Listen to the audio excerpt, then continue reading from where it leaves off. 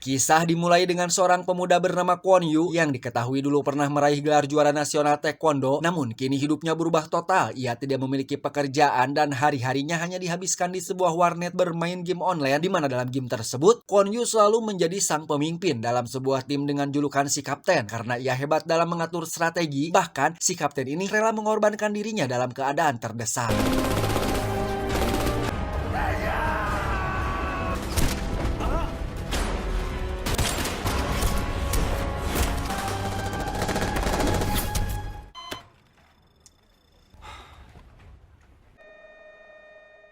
대장, 오늘은 꼭 나와야 돼. 팀이 이겼으면 됐죠 뭐. 아 그럼 뭐예요? 맨날 나만 죽는데. Suatu hari saat sedang mabar dengan teman online-nya, Kwon Yu mendapati panggilan masuk dari sebuah ponsel yang entah siapa pemiliknya, di mana ketika dijawab, seorang wanita mengaku pemilik ponsel tersebut dan memohon agar Kwon Yu mengantarkan ponselnya ke rumah si wanita yang siap memberinya sebuah imbalan. 가져다 주시면 안 될까요? 깜빡하고 폰을 놓고 와서요. 할게요. Sesampainya di alamat yang diberikan, Kwon Yu mendapati pintu rumah dalam keadaan tidak terkunci yang dari dalam kamar mandi terdengar suara wanita alias si pemilik ponsel menyuruh untuk meletakkan ponselnya di atas meja dan silahkan ambil uang yang sudah ia siapkan. 꼭 장가요. Esok paginya hidup Kwon Yu berubah drastis ketika para polisi tiba-tiba menggerebek rumahnya dan langsung menangkapnya. Ia dituduh sebagai pelaku pemerkosa sekaligus pembunuhan terhadap seorang gadis di bawah umur yang tidak lain dan tidak bukan si pemilik ponsel yang ia antar semalam.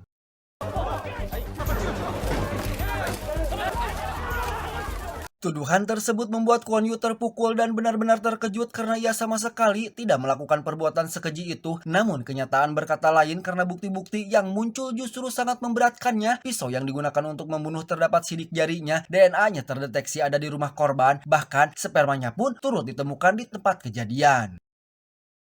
오늘 새벽 미성년자 표 선수로 활동했으나 유발하는 거 아니겠어요. 사람 막 죽이고. 딸의 긴급 체포됐습니다. Dalam kondisi sudah menjadi tersangka, Kwon Yu akhirnya mendapat bantuan dari seorang pengacara bernama Min Chun. Namun di awal Min Chun sendiri masih diliputi keraguan karena bukti-bukti yang memberatkan Kwon Yu sulit dibantah dan terlihat sangat sempurna. 아드님께 그냥 불리한 증거만 되게 많아가지고 Tidak membutuhkan waktu lama, persidangan pun digelar. Seluruh bukti dipaparkan di hadapan publik, disiarkan luas oleh media, dan berada di bawah tekanan besar dari masyarakat. Hingga pada akhirnya pengadilan memutuskan bahwa Kwon Yu dinyatakan bersalah dan dijatuhi hukuman seumur hidup tanpa kemungkinan besar bisa bebas bersyarat.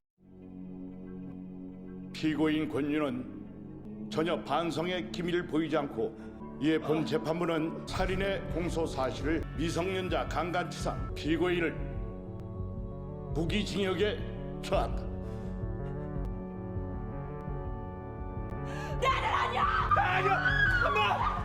Malam itu juga Kwon Yu langsung dipindahkan ke lapas Sukamiskin, di mana lapas tersebut adalah tempat para napi berbahaya yang karena Kwon Yu bukan orang jahat, ia tidak bisa menutupi kepolosannya sehingga akan menjadi sasaran empuk bagi para napi di sana.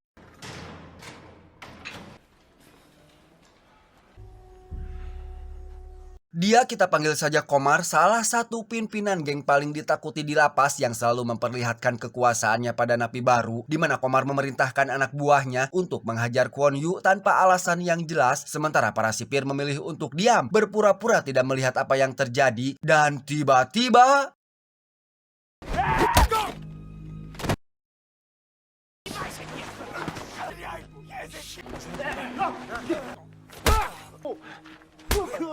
tak ingin kekacauan semakin besar, akhirnya para sipir turun tangan melerai perkelahian mereka, di mana Komar yang tak terima hidungnya bercucuran darah pun memutarbalikkan fakta jika Kwon Yu telah menyerangnya lebih dulu, sehingga Kwon Yu harus diberi hukuman 30 hari di dalam sel isolasi.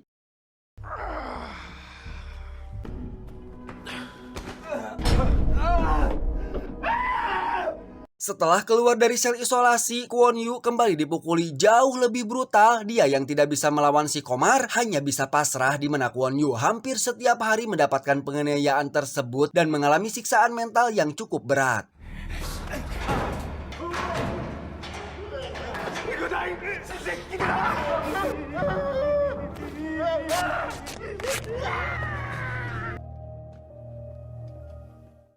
Beberapa hari kemudian sang ibu datang menjenguk bersama pengacaranya. Beliau terkejut saat melihat kondisi Kwon Yu yang babak belur dan sang ibu yang yakin bahwa anaknya bukan tukang pemerkosa meminta Kwon Yu untuk tetap bertahan karena beliau berjanji akan membebaskannya suatu hari nanti. 강간범 아들 둔 엄마 되기 싫다. 너 여기서 반드시 꺼낼 거야. 이 약물고 버텨. Ucapan sang ibu memberikan Kwon Yu semangat baru di mana si Komar yang terus menyimpan dendam kembali memukulinya tanpa rasa ampun yang walaupun demikian Kwon Yu tetap bertahan meski di dalam penjara terasa seperti neraka.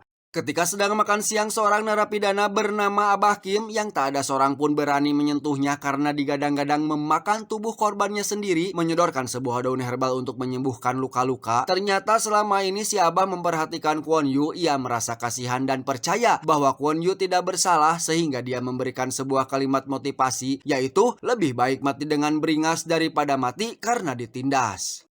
Sejak saat itu Kwon Yu mulai memperlihatkan keberingasannya di mana ketika anak buah si Komar hendak menangkapnya, inilah yang terjadi.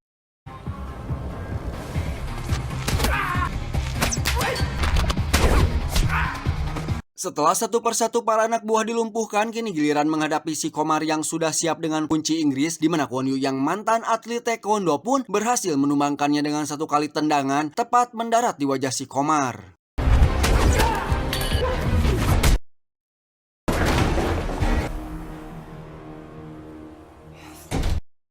Keesokan harinya, pengacara Min Chun kembali datang dengan membawa kabar duka. Ia memberitahu bahwa sang ibu telah meninggal dunia dengan cara mengakhiri hidupnya sendiri karena putus asa tidak bisa membuktikan jika anaknya tidak bersalah. Sementara masyarakat tiada henti-hentinya terus memberi cacian, makian, hinaan jika almarhum sudah melahirkan anak seorang monster. Mendengar penjelasan tersebut, hati Kwon Yu hancur berkeping-keping dan menyalahkan dirinya sendiri akibat ibunya meninggal. Namun pada malam harinya, ia bermimpi didatangi sang ibu yang memeluknya erat, seolah memberikan semangat untuk terus berjuang, jangan sampai putus asa.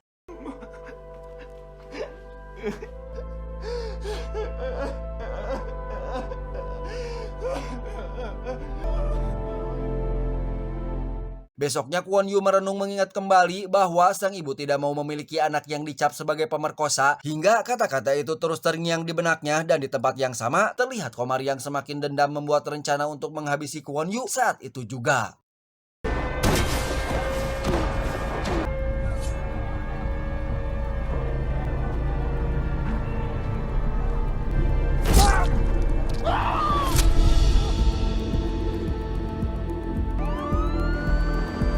Ternyata semua tindakan Kwon Yu itu sudah ia rencanakan dengan memanfaatkan kebencian si Komar terhadapnya, serta dengan luka yang terlihat cukup parah, Kwon Yu harus dilarikan ke rumah sakit di mana dalam perjalanan dia tiba-tiba bangkit menyerang para sipir yang ada di sana.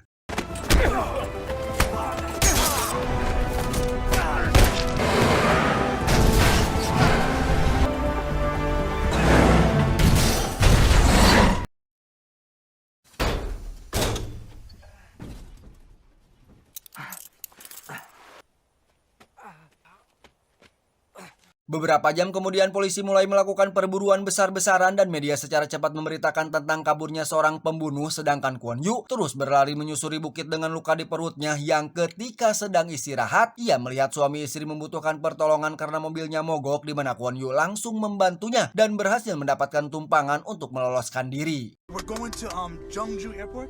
How do you say that? Setelah sampai tujuan, pasangan itu memberikan mobilnya. Mereka tidak membutuhkannya lagi karena akan pulang ke negara asalnya, di mana Kwon Yu sangat berterima kasih pada mereka. Dan ia pun langsung pergi ke warnet untuk mencari tahu berita yang terkait dengan kasus dirinya. Tapi tanpa disangka, jaringan warnet tersebut diambil alih oleh seseorang, kita panggil saja Mr. X, yang percaya jika Kwon Yu tidak bersalah dan memperlihatkan sebuah video yang sudah ia rangkum terkait semua barang bukti yang sengaja diarahkan pada Kwon Yu dan kamera CCTV yang sudah diedit, di mana yang sebenarnya sebelum kejadian, Kwon Yu hanya menghabiskan waktu 3 menit di dalam rumah korban dan langsung keluar lagi dari rumah tersebut, yang bisa dibuktikan dengan kamera dashboard dari mobil yang terparkir di lingkungan rumah korban. Coba, bagaimana mungkin Kwon Yu memperkosa dan membunuh korban dalam waktu 3 menit? Apa si korban tidak berontak? Belum lagi Kwon Yu harus buka ini, buka itu, apalagi kalau pakai tisu magic bisa membutuhkan waktu 1 jam untuk keluar, ditambah lagi harus menghilangkan nyawa korban dan memindahkan jasadnya. Coba, mungkin enggak? Sebelum videonya berakhir, si Mr. X memberitahukan jika dirinya adalah Toby, yaitu salah satu anggota timnya mabar online si Kapten atau Kwon Yu, di mana Toby hendak mengajak Kwon Yu bertemu untuk membahas kasusnya guna membersihkan namanya agar tidak menjadi buronan lagi. 대장 빨리 나가. 눈치챘어. 빨리.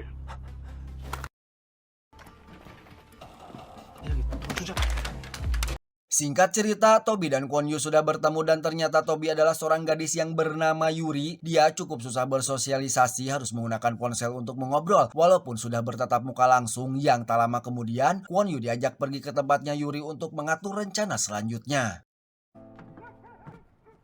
Pantas saja Yuri bisa membongkar kasus rekayasa yang menimpa Kwon Yu, yang ternyata Yuri adalah seorang hacker. Dia hidup seorang diri karena keluarganya broken home, sehingga Yuri hanya ditemani dengan berbagai macam perangkat komputer canggih di kediamannya.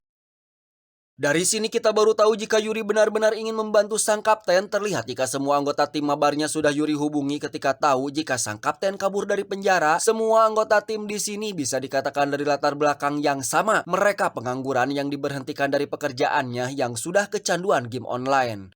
그리고 사건 발생 후 24시간도 안 돼서 용의자가 진 것들만 모아서 분석해봤어.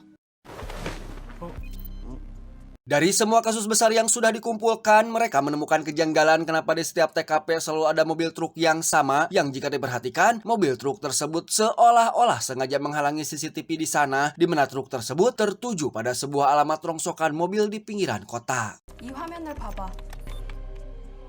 대장 때 말고 다른 사건일 때도 저런 게 있었나? Besoknya Kwon Yu dan Kodrat pun melakukan penyelidikan pergi ke tempat rongsokan mobil, dan memang benar mobil truk yang mereka cari terparkir di sana. Namun ketika sedang mengamati, ada dua orang pria berjas rapi cukup mencurigakan hendak meninggalkan tempat tersebut, sehingga Kwon Yu yang penasaran segera mengikuti mereka. 대물림은 여기 지켜야겠다, 그지? Setibanya di tempat tujuan, dua pria tadi hendak pergi sambil membawa sebuah kes alat musik, yang ketika Kwon Yu hendak mengikutinya, ada sebuah truk masuk ke sana, sehingga Kwon Yu harus bersembunyi, dan terlihatlah rumah ini sepertinya adalah TKP pembunuhan, di mana ada beberapa orang atau sebuah tim yang sedang membersihkan TKP, sehingga rumah tersebut menjadi rapi kembali seolah-olah tidak pernah terjadi apa-apa.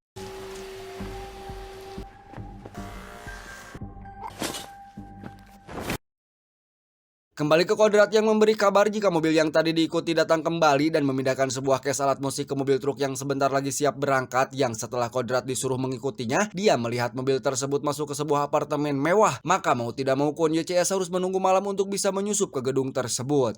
Setelah malam tiba, Kwon Yu masuk ke gedung apartemen dengan menyabotase sistem keamanan di sana, di mana paket kes alat musik tadi dikirim ke kamar 1306, dan ternyata apartemennya milik seorang aktor yang tengah naik daun. Namun keadaan di dalam terlihat sepi dan kes alat musiknya tergeletak di lantai begitu saja, yang ketika dibuka ada sebuah mayat di dalamnya, yaitu mayat si aktor pemilik apartemen ini. Belum sempat menyelidiki lebih dalam, Kwon Yu harus bersembunyi karena ada yang masuk, di mana mereka terlihat sedang mempersiapkan sesuatu. Mereka seperti merekayasa TKP, sidik jari mereka pasang di mana-mana. Dan setelah mereka pergi, Kwon Yu baru mengerti atas apa yang telah menimpanya, dan disinilah kita akan mengetahui siapa dalang di balik rekayasa tindakan kriminal selama ini. Ya, dia adalah Min Chun, pengacara yang dipilih negara untuk membela Kwon Yu, di mana si Min Chun ini membuka jasa untuk merekayasa TKP bagi para konglomerat atau pejabat yang sengaja atau tidak sengaja melakukan tindakan kriminal serius, seperti si aktor tadi yang sebenarnya dibunuh oleh anak seorang wali kota, sehingga Min Chun membuat TKP palsu dan memilih calon tersangka dengan bantuan komputer super canggih. Dan kali ini dia mendapatkan target seorang gadis, salah satu penggemar si aktor. Kemudian timnya segera beraksi mengunjungi rumah target dengan berpura-pura memperbaiki pipa air, padahal mereka membius si target, mengambil sampel DNA-nya, menduplikat sidik jarinya, kemudian mereka pasang di TKP yang sudah mereka buat tadi dengan tema seorang fans psycho meresin aktor yang dikaguminya.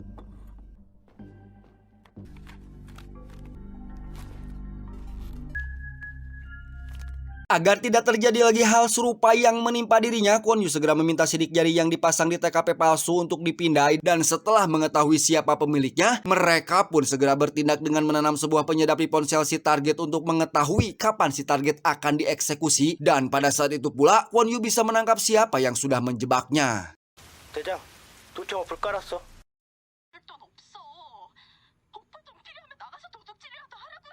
Setiap hari, Kwon Yu terus mendengarkan percakapan telepon si target hingga dia mendengar suara yang menelpon si target adalah suara wanita yang sama persis dengan yang menelpon Kwon Yu ketika diminta untuk mengantarkan ponsel pada waktu itu. Dan setelah mendapatkan titik lokasi si penelpon, Kwon Yu hampir menangkapnya, namun ada pengendara motor yang tiba-tiba menyuruh si wanita untuk segera naik.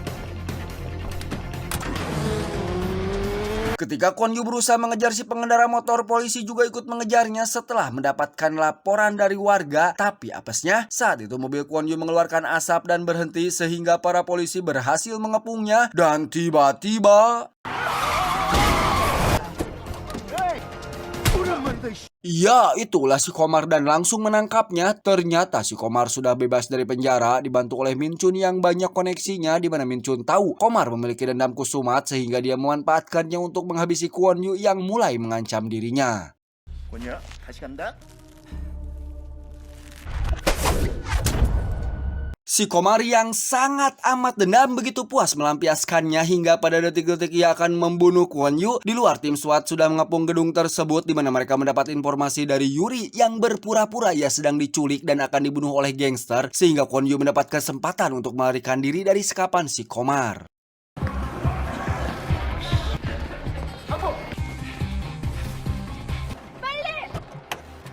Merasa sudah aman dari kejaran si Komar, Kwon Yu dan Yuri cukup terkejut ketika melihat si Komar sudah berada di samping mereka. Tapi beruntungnya Kwon Yu dengan cepat banting setir mengambil jalur kanan, sehingga si Komar yang tak sempat mengikutinya harus kehilangan Kwon Yu karena mengambil arah jalan yang berbeda.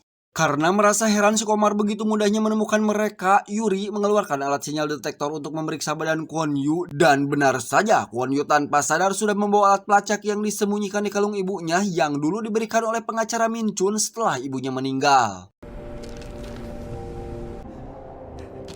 Dan dari sinilah Kwon Yu mulai tahu siapa yang harus bertanggung jawab atas kesengsaraan yang menimpa dirinya. Dia memulai pembalasannya dengan menyabotase TKP palsu kasus pembunuhan si aktor dengan menculik dan membius si pembunuh asli atau anak wali kota. Sehingga saat polisi menggeledah TKP, mereka menemukan anak gadis wali kota yang seolah-olah terlihat baru sadar dari mabuknya harus segera diamankan.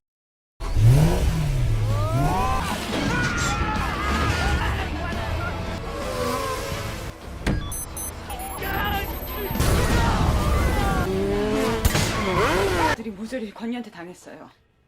걱정 안 해도 돼. 어차피 내 손바닥 안에. Setelah sukses dengan sabotase, Kwon Yu menghubungi Min Chun. Dia memberikan ucapan selamat atas kegagalannya membuat orang lain menderita. Tapi tanpa disangka, si Min Chun yang edan ini malah kegirangan. Dia sangat bahagia. Gairah kebrutalannya kembali bangkit setelah sekian lama jasa TKP palsunya begitu-gitu aja atau monoton. Tapi sekarang ini, dia merasa ada lawan bertempur untuk menggali ide skenario yang lebih gila lagi. 뭐 이것도 일이라고 계속 하다.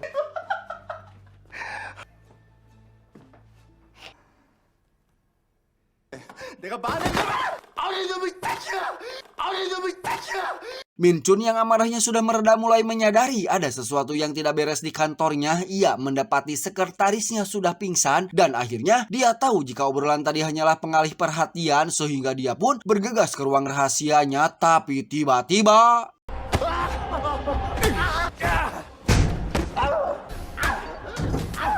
Tanpa ampun, amarah yang selama ini terpendam akhirnya bisa dimuntahkan di mana Kwon Yu terus menghajar Min Chun habis-habisan hingga merusak sebagian perangkat komputer canggihnya. Di mana Kwon Yu yang penasaran melihat bagaimana dirinya dan sang ibu diawasi sebelum dijebak, yang betapa bodohnya atau bodohnya si Min Chun. Dia mengaku jika sang ibu tidaklah mati karena bundir, melainkan dia sendiri yang membunuhnya. Sehingga...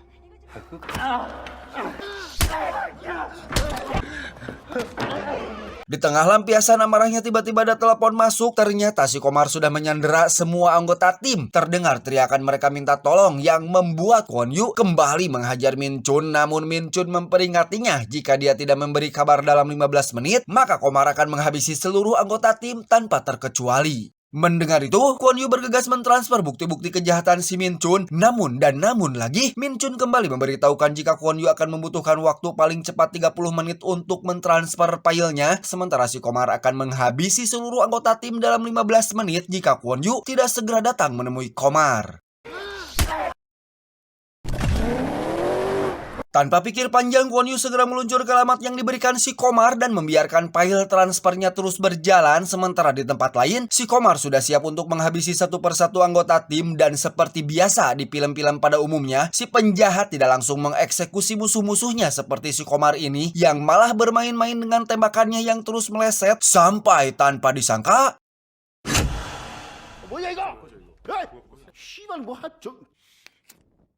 Dan ya, Kwon Yu yang sudah terbiasa masuk ruang isolasi yang gelap gulita membuat pendengarannya menjadi sangat peka. Dia pun melemparkan beras ke hadapannya yang ketika beras itu mengenai anggota tubuh atau senjata geng si Komar, dia langsung mendaratkan pukulan melayangkan tendangan hingga dia pun bisa menyelamatkan anggota timnya.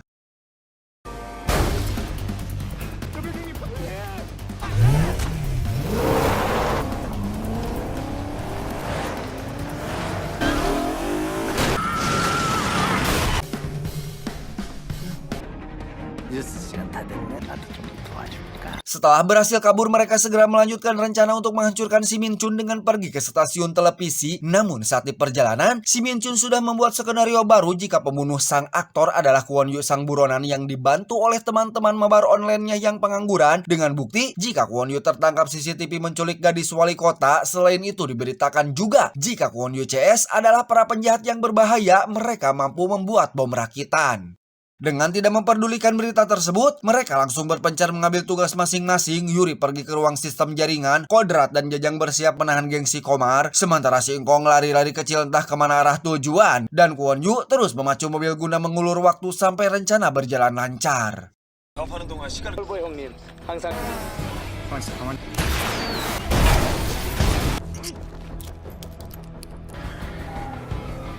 내가 영화판에서 이런 일 한 사람.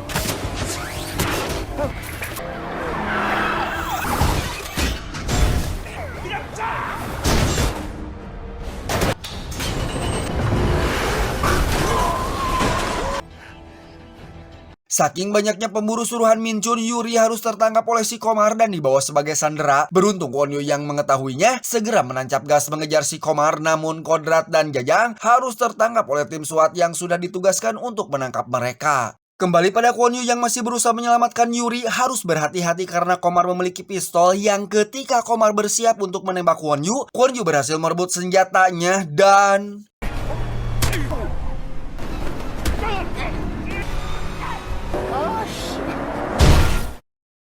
Akhirnya, si Komar pun nyungsep lantas Kwon Yu menurunkan Yuri untuk menyelesaikan tugasnya, sementara ia sendiri kembali ke stasiun televisi di mana polisi sudah mengikutinya dari belakang, sehingga dia tidak punya pilihan lain lagi untuk menghentikan mobilnya dan terpaksa harus menyerahkan diri. Sedangkan si Min Chun terlihat sangat bahagia melihat Kwon Yu tertangkap, tapi tiba-tiba...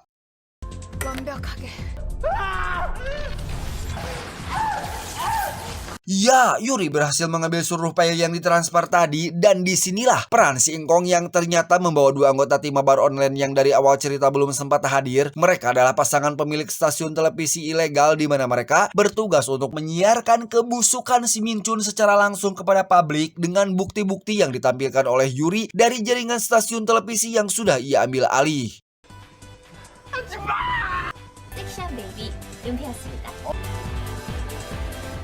Min Chun yang sudah kehabisan cara pun menggunakan jurus terakhir, yaitu dia segera masuk ke dalam mobilnya untuk kabur. Tapi tanpa disangka, setir mobil yang hendak ia kendarai sudah tidak ada pada tempatnya.